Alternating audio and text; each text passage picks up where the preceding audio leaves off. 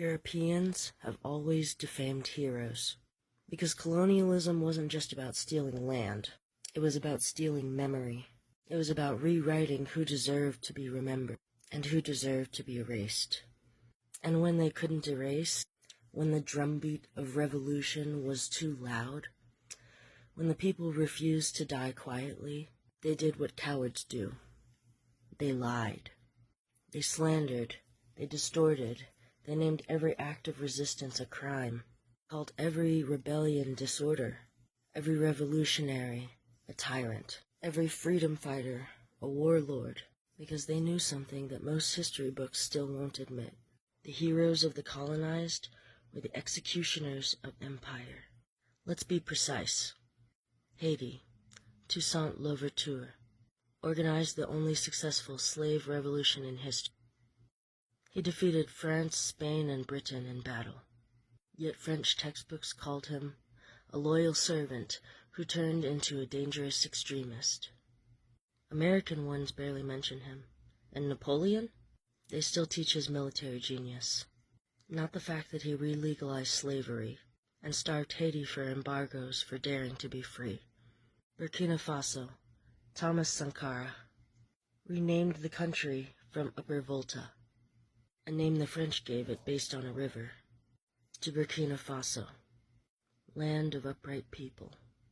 He banned female genital mutilation, ended government corruption, and made the country food self-sufficient in 4 years. But go read Western media from the time. They called him anti-West, too idealistic, a dictator in disguise. Why? Because he told the IMF, World Bank, and France to go to hell.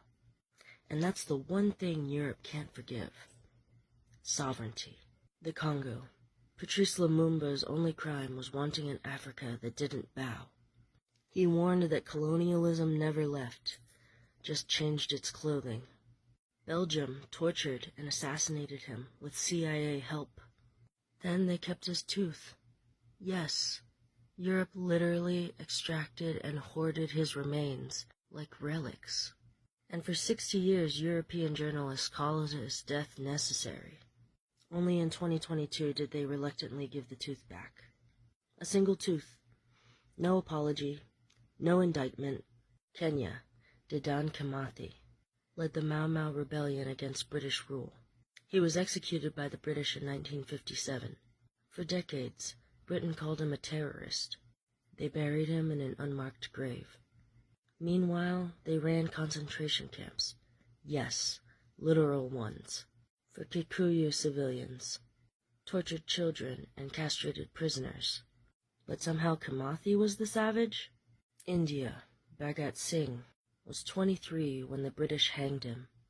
The Empire called him a dangerous anarchist. Today they say he was too radical, because he didn't ask for freedom. He demanded it.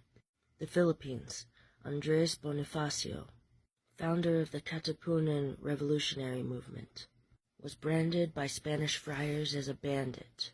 His crime? Declaring independence from Spanish rule and trying to redistribute land. Europeans always found brown revolutionaries more dangerous than brown kings.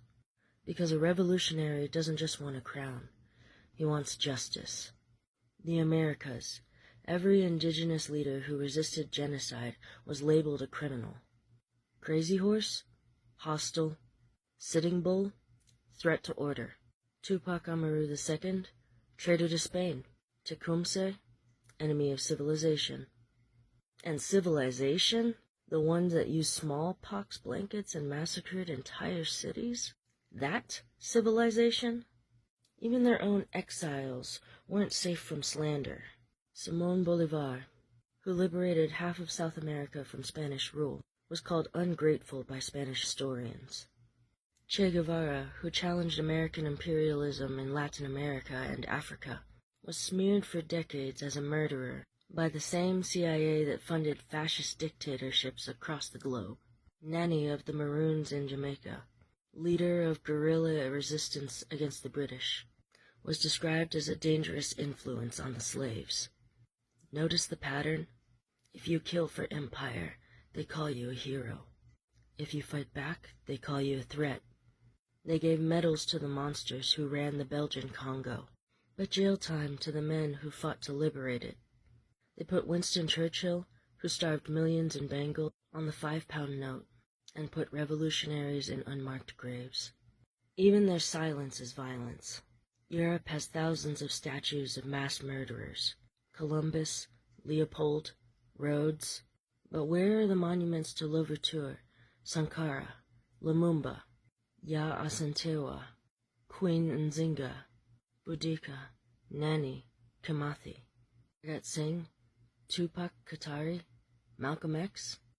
They don't just omit, they erase. They don't just slander, they sanctify their villains and bury our saints. And let's not forget, they even slandered the colonized version of Christ, Jesus, a dark-skinned, anti-empire, anti-moneylender, table-flipping revolutionary, was turned into a blonde-haired, blue-eyed empire mascot. The same Rome that crucified him built cathedrals in his name. The same Europe that enslaved millions spread Christianity with whips and guns. They turned liberation theology into imperial doctrine, because even their religion is a rebrand. So when they call your heroes violent, when they call your resistance chaos, when they tell you you're rewriting history, remember, Europeans have always defamed heroes. Because if they ever told the truth, their whole house of cards would collapse. Cope.